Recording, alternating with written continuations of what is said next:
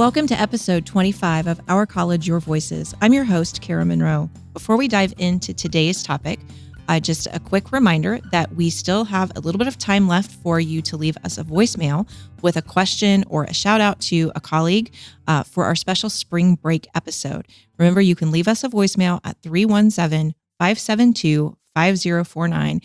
We cannot wait to feature those on our upcoming spring break episode. Today, we're going to be talking about an update to the way we deliver online courses and programs at Ivy Tech. In July 2018, a panel made up of campus and systems office representatives presented recommendations to the college's executive council and cabinet related to work done as a part of the distance education hub analysis.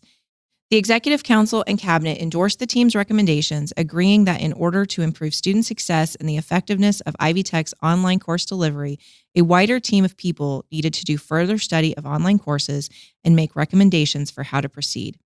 That work began in earnest in August of 2018, and I have 5 folks here to talk about how we got to where we are today and where we are with that work. It is important to also say, before I introduce the panel, that we are recording this episode on January 8th, 2019, and it is currently scheduled to be broadcast on February 28th, 2019. So we may have additional information that gets released college-wide between when we record this episode and when it's released, and that may be a little bit more fresh than what we will talk about today. So with that quick bit of introductory business, let's meet. I think this is the largest panel we have ever had, so I'm really excited about this. I'm going to just start here to my left and go around the table. Tim Kish. Hi, Tim.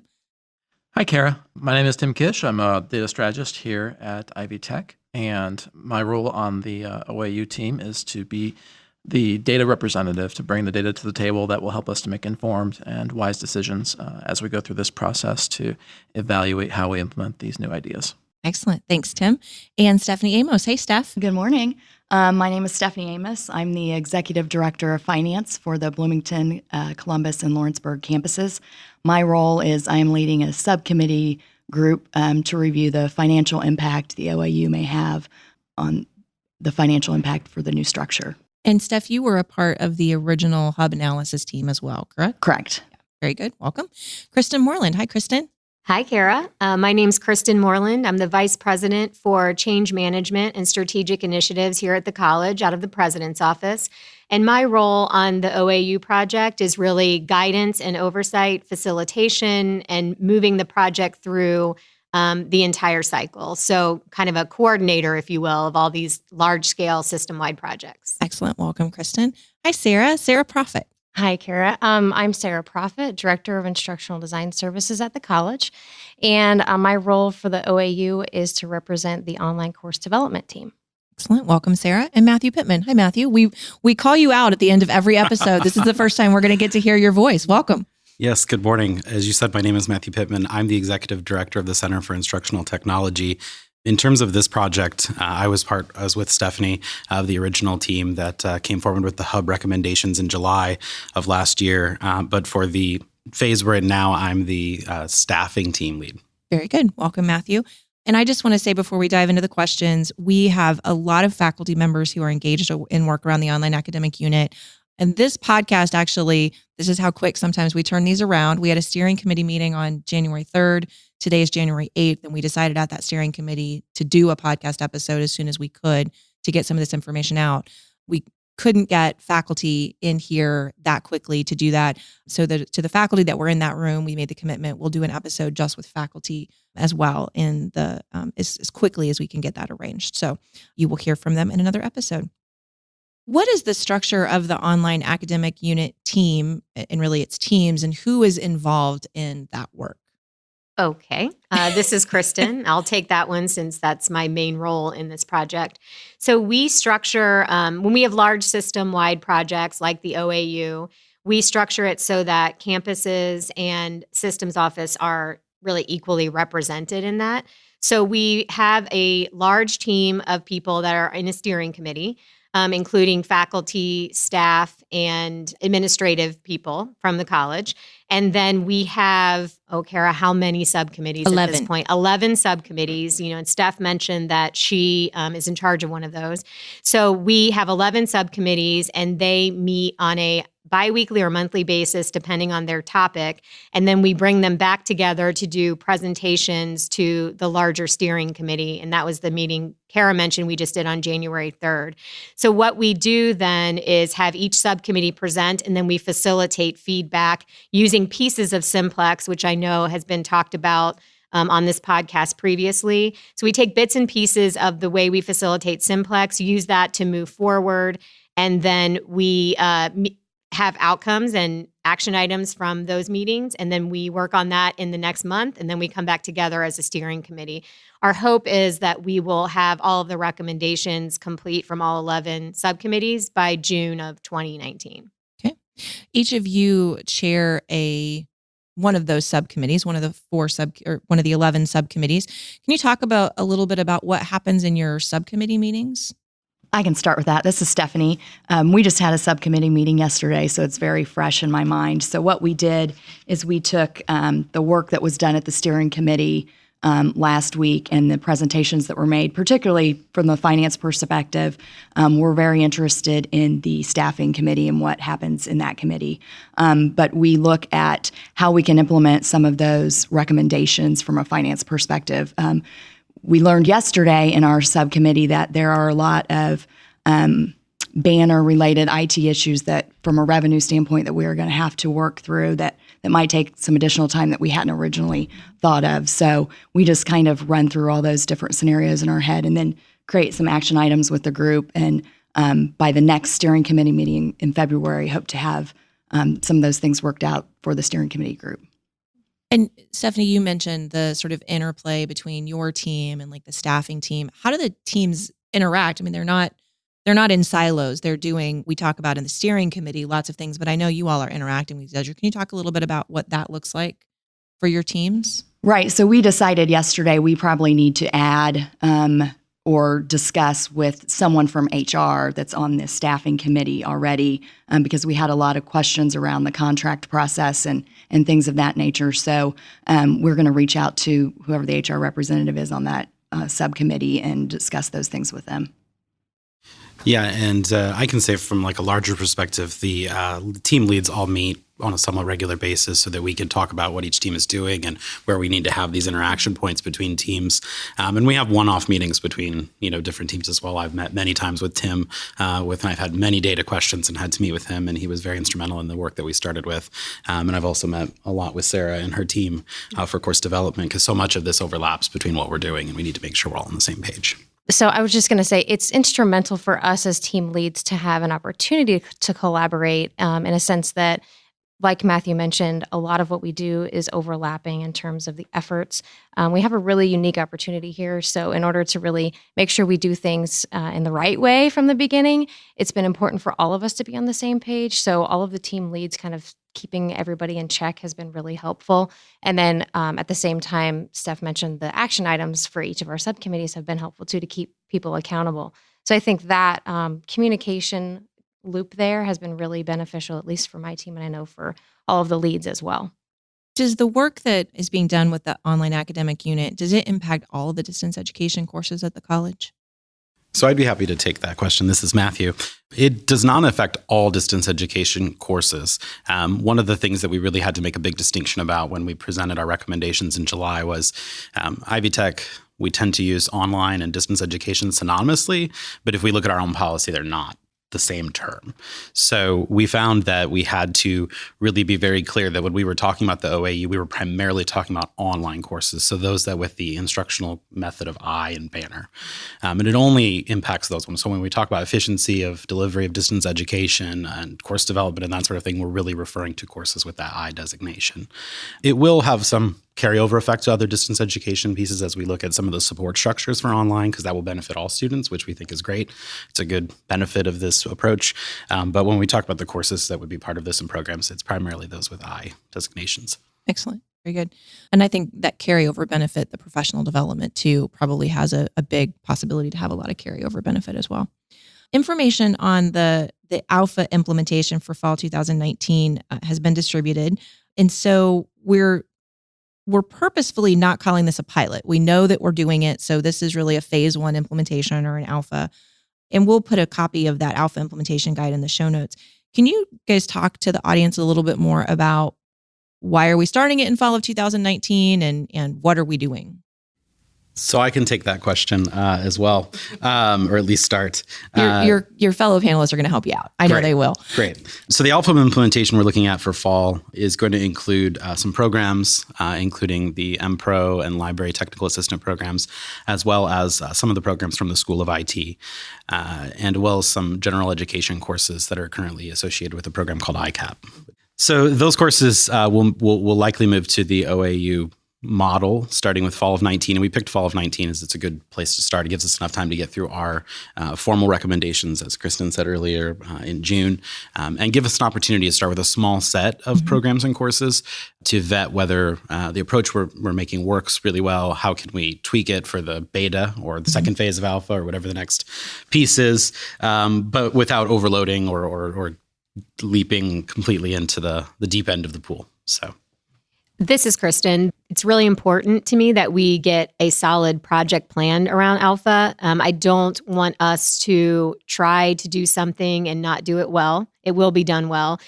Part of my role here is change management as well. And so we'll be using change management principles when we do that, and we'll be working through that as a team. So hopefully by the time this podcast airs in February, we'll have a very solid project plan around Alpha, and we'll begin executing that, I'm hopeful, in March. Right. Our next steering committee meeting is February 15th, and that's our target to have at least a draft of that project plan done. That's right. Yep. Okay. And so as you guys think about for each of your groups, when we asked folks to join one of the online academic unit teams, we told them it would be a 6 to 9 month commitment. We're launching that alpha actually a year after we've started that, and we know that it is just that, Matthew, as you said, it's that first starting point that we're going to test the ideas and try those. So this is really sort of a long-term commitment. As you think about that, what are the things you're most interested in sort of testing out and seeing how they work and what happens as a result of this alpha implementation?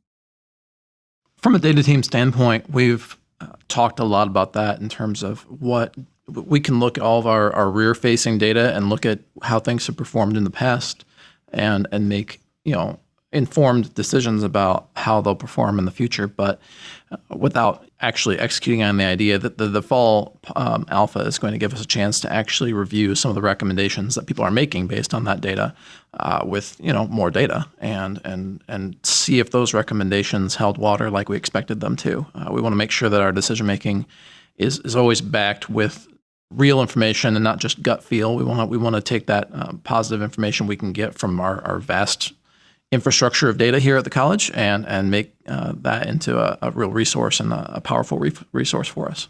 I think the thing that's most exciting for me that I'm looking forward to seeing how it goes is the opportunities for professional development for faculty that are going to be teaching in this model.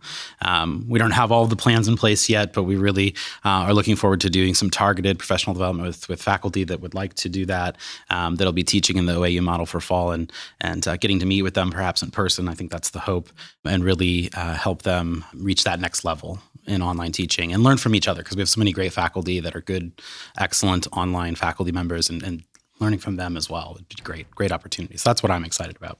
So this is Steph, and this really isn't my space, but from a student perspective, I think from what I heard from the steering committee last week, we don't have a really good way of evaluating students that take online courses to make sure they're ready. So from my understanding with the alpha, we are going to create some sort of evaluation tool, assessment tool, so we know that students that are taking those online courses can be successful. So then looking at the data to see if that works compared to the students that we're not doing that with. So I think from a student success perspective, that will be interesting to see. I have talked a little bit about getting to a common calendar being sort of a 20-year legacy for me here at Ivy Tech that finally in 2019 will be there.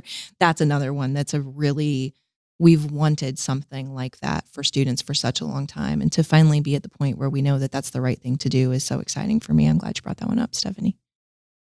For me, the alpha implementation will be, in addition to, I was going to add to Steph's, with students, I think because we'll have such a focused group in that first implementation for the course development team, our hope is to get some rich feedback from that group in order to really build upon what we've already done and continue to improve our process and improve our online courses as a whole. Absolutely. So how are we engaging with faculty and staff and students to get feedback on the proposed model and the alpha implementation? One thing that Kara has made sure to do is make sure that there's a faculty representative on each of the subcommittee teams. And so while that came a little later in the process for the data team, adding Annie to our team has been a fantastic add. She's contributing in many ways to bring the faculty perspective to the table and consider our data in ways that, me as a numbers guy, I can look at data all day and say, hey, these numbers tell me this story. And without having the real life in the classroom part of the story, it would be missing something. And so that's always going to be critical whenever we're looking at data to have a well-rounded perspective there. And I think I'll leave this call open as well, just as we've done with 8-week courses, that if there are questions people have about the online academic unit, sort of Kristen mentioned, we're building a plan right now. We don't have it yet, so we don't know all the answers, but your questions make that plan richer. And so to everybody who's listening today, if you have questions, you can send them through all the channels. We'll talk about it at the end of the episode, and we'll make sure that they get passed along to this team or featured on a future episode. So we'd love to have that. What are some of the ahas you've had as you've worked on your subcommittee and on the steering committee or through this process? So I think last week during our steering committee, we looked at a lot of data that Tim and his group prepared. And I think one of the ahas that maybe all of us in this room had and in that room was the class size and the correlation with the success of the students. I think we all kind of had an assumption that the larger the class size may be less successful, or the number of students that were successful would be less. But I don't think that was the case when we looked at the data. Definitely not when we looked at the data. I think that was a big aha for a lot of us last week.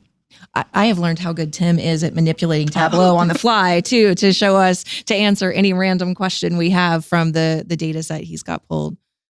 It's a fun software. I enjoy it. What other ahas have you had?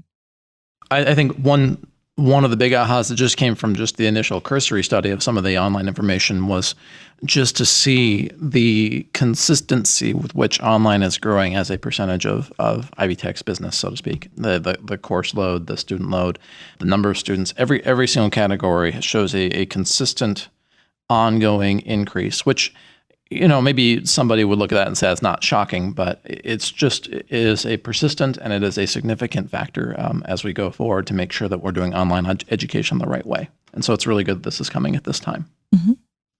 What are some of the big things that are still unknown that you're looking forward to getting some answers on or some answers to?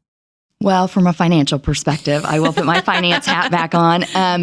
I think, when we initially looked at this as a hub model, we did identify some sort of cost savings that would be reinvested into faculty and academic programming. So that's still a little unknown what that number is. So I'm kind of anxious to see when we do roll this out 100% what that actually looks like and what we can reinvest into our programs.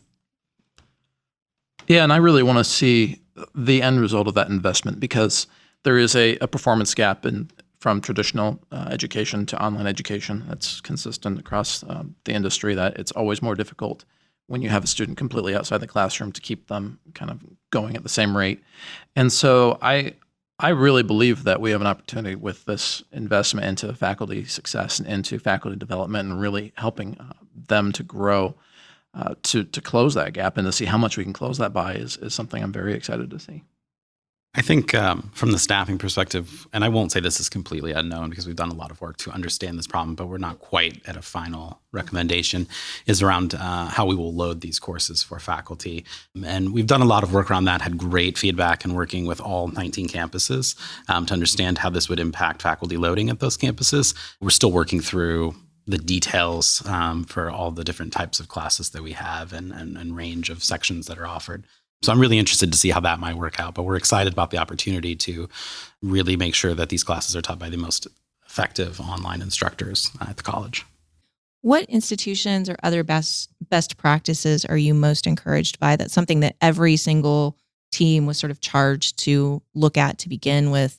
What have you seen outside of the industry that you think might benefit Ivy Tech? Steph, you talked about one, which is that orientation and readiness for students. Anybody wants to say on that one or others that you've seen that you're excited about? I think in terms of online course development, we've been looking at the role of the instructional designer. So for us, looking at outside partners and kind of what they've been doing, we're working on gathering those best practices and figuring out in terms of what we do, how we can structure our instructional design role to meet kind of where the market is right now to kind of get us back up to where we need to be to make this an effective process. So in terms of our team, that's been at the forefront of what we're trying to define in terms of recommendations is what does that instructional designer look like? How should that role be structured? So that's been the biggest part of what we're doing. We end every episode with a call to action. Today's is twofold. First, read through that alpha implementation on our website if you've not had a chance to read through that yet. The info is available on our website again at ivtech.edu/podcast. And second, as I mentioned earlier in the episode, if you have a question about the online academic unit, you can reach out and ask that through any of our normal podcast channels or with anybody who is here on the episode today.